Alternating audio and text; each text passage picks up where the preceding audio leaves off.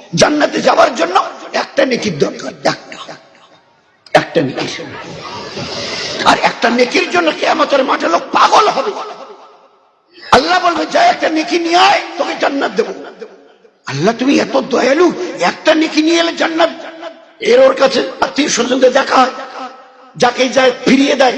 এখন আমাদের বলছে যে ভাবছে যে না আর এদিক ওদিক, মায়ের কাছে হাঁটা দেবে, মা উল্টো দিক থেকে চিনি দেখলে চিনবে, মা আমি তোমার ওই বাচ্চা যাকে 10 মাস পেটে ধরেছিলে, প্রসবের যন্ত্রণা সইয়েছিলে, শীতের দিনে আমার পেশাব পায়খানা নিজের কোলে রেখে আমাকে শুকনোতে রেখেছিলে, আমার কিছু হলে তোমার হারাম করে দিতে। হ্যাঁ বলো বলো বলো, কি বলতে চাও বলো। মা আমার আল্লাহ বলেছে একটা যদি নেকি দাও, একটা নেকি যদি নিয়ে আসতে পারি, আমার আল্লাহ আমাকে জান্নাত দেবে। মা বুঝতে পারছে বেটি তো আমারই, ছেলেটা তো আমারই, ছেলেটা তো আমারই, প্রথম দেখাতে। কিন্তু এই একটা নেকি চাইছে, একটা নেকি, একটা নেকি মা তুমি যদি দাও, আল্লাহ আমাকে বলেছে জান্নাত দেবে। তো মা উত্তর দেবে, মা এবারে ভাববে একটু পরে আমার হিসাব হবে, হিসাবের টাইমে আমার যদি একটা নেকি কম হয়, আমি কার কাছে যাব? আমি কার কাছে যাব? আমার অবস্থা কি হবে? কারণ চতুর্দিক থেকে জাহান্নামের আযাব কানে পড়ছে হাসরবাসী। ওই অবস্থায় মা উত্তর দেবে, এই বেটি, এই বেটা, বড্ড ভুল করছিস। আসলে আমি তোর মা নই, অন্য কেউ তোর মা হবে, তুমি তাকে খুঁজে নাও। হ্যাঁ আমি দুনিয়ায় ছিলাম, আল্লাহর কসমকে বলতে পারি আমি কোনো বাচ্চার জন্মই দেইনি, আমি বাঁঝা মেয়ে ছিলাম। ওই দিন আসছে, নিজের পরিণতিকে দেখে রক্তের কান্না কাঁদতে কাঁদতে নদী বইয়ে দেবে। আর ওই অবস্থায় রক্তের নদী বইয়ে দিয়ে তোমাকে জাহান্নামে যেতে হবে। कोई पूछने वाला नहीं, there will be none one to ask you why you are crying। একজন ব্যক্তি খুঁজে পাবে না হাসরের ময়দানে যেই কথাটা বলে, কেন কাঁদছেন ভাই, এত কাঁদছেন যে রক্তের নদী বয়ে যাচ্ছে, এই কথাটা পুছনে ওয়ালা কেউ থাকবে না। তার আগে জীবনটাকে সামলাই, কি করব? সংক্ষেপে শেষ করে এই মাদ্রাসাগুলোর দিকে দেখ নজর। মানুষ সবার দুটো জিনিস আল্লাহ দিয়েছে, কোরআন ও হাদিসের এলেম। আর বাকি যেগুলো এলেন সরে সরে ক খ এবিসিডি, এখান থেকে শুরু করে হার্ভার্ড আর অক্সফোর্ড আর ক্যামব্রিজ ইউনিভার্সিটি পর্যন্ত কোন বাবা মা ছেলেকে যদি ওই ডিগ্রি নিয়ে এনে 50 লক্ষ টাকার চাকরি ছেলে মেয়েকে দেয়, আর আমরা যদি সবই নিয়ে হাত জোর করে যদি জানতে চাই, সত্যি আপনাদের গর্ব করার মতো, আপনারা একটা কিছু করেছেন গর্ব করার মতো। ছেলে আর মেয়েকে হার্ভার্ড, অক্সফোর্ড, ক্যামব্রিজ ইউনিভার্সিটির শেষ, দুনিয়ার শেষ ডিগ্রি ছেলে মেয়েকে দিয়ে এনেছেন। বাবা আচ্ছা, একটা দয়া করে ছোট্ট উত্তর দিবেন, এই ছেলে আর মেয়ে যেদিন মারা যাবে সিধা জান্নাতে যাবে তো? যাবে তো?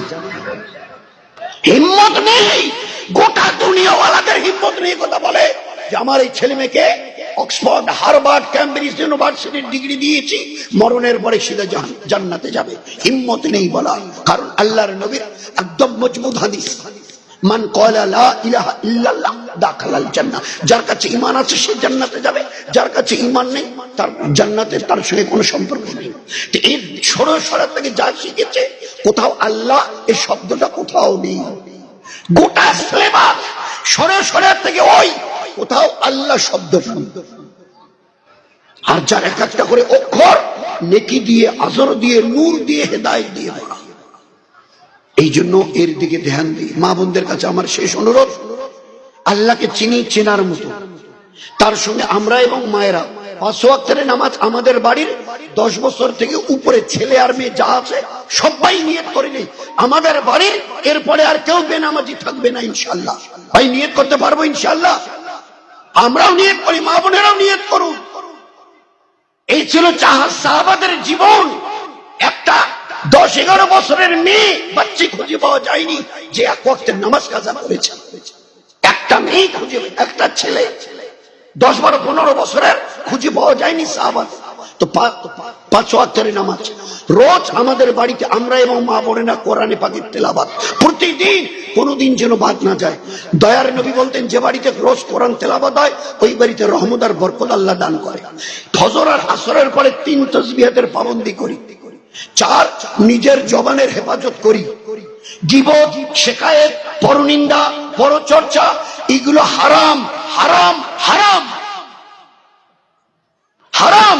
আমিও তোমার আমাদের মা বোনেরা অপরের পরনিন্দা, পরচর্চা, গীবত, শিকায়েত যদি করি না, তার চাইতে উত্তম মা আপনার জওয়ান বেটা আছে বলে হ্যাঁ আছে, কয়টা বলে তিনটে, তিনটে জওয়ান বেটাকে দেখে মা আপনি যদি সেনা করেন ওতেও আপনার ওই গুনাহ হবে না অপরের পরনিন্দা, পরচর্চা, গীবত করার কারণে যে গুনাহ হচ্ছে।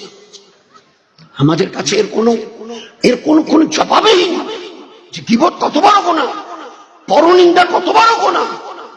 তো নিজের জবানের হেফাজত, আল্লাহ জবান দিয়েছে একে অপরকে সালাম দাও, বাড়িতে বাচ্চা বাচ্চাদের বারবার সালাম দিয়ে এদেরকে আদত বানাও।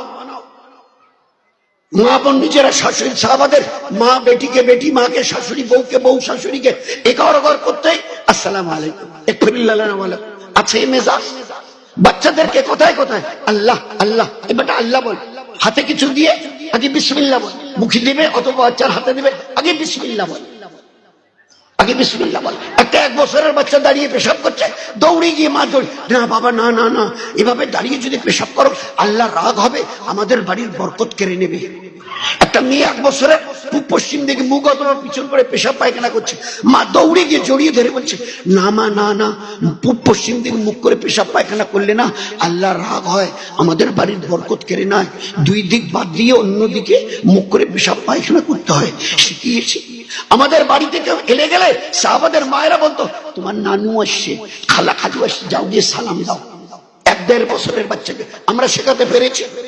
5, 6, 8, 10, 15 বছরের মেয়েটাকে বলতে পেরেছি বেটি আল্লাহ তোকে ইমান ওয়ালি বানিয়েছে, ইমান ওয়ালি, আল্লাহ তোকে ইমান ওয়ালি বলে, তুই মাথায় একটা রুমাল দিয়ে বেরিয়ে যা, একটা ছোট্ট করোনা তোকে মাথায় দিয়ে শেখাতে পেরেছি। তো আপনাদের 5 ওয়াক্তের নামাজ, রোজ কোরআনের তেলাওয়াত, সকাল বিকাল তাসবিহাতের পাবন্দি, নিজের জবানের হেফাজত, আল্লাহ আপনাদের শরীরটাকে বড় দামি বানিয়েছে, এই জন্য ঢাকতে বলেছে। পর্দা ফরজ, পর্দা ফরজ, বেপর্দায় থাকা গুনাহ কবিরা। আপনাদের মাথার চুল যদি অন্য পুরুষে থাকে বেগানা, মাথায় যতগুলো চুল আছে অতগুলো সাপ জাহান্নামে তৈরি করবে আল্লাহ ঠকাবার জন্য। বাচ্চাদের সুন্নত তরিকায় তালিম তরবিয়াত, বাড়ির এবং টাড়ির লোকের সঙ্গে মিষ্টি মধুর ব্যবহার, মিষ্টি মধুর ব্যবহার। খালি একদিন স্বামী স্ত্রী, নবী আর সময় দেখো বাকি, স্বামী আর স্ত্রী শুয়ে আছে, আল্লাহ রাসূল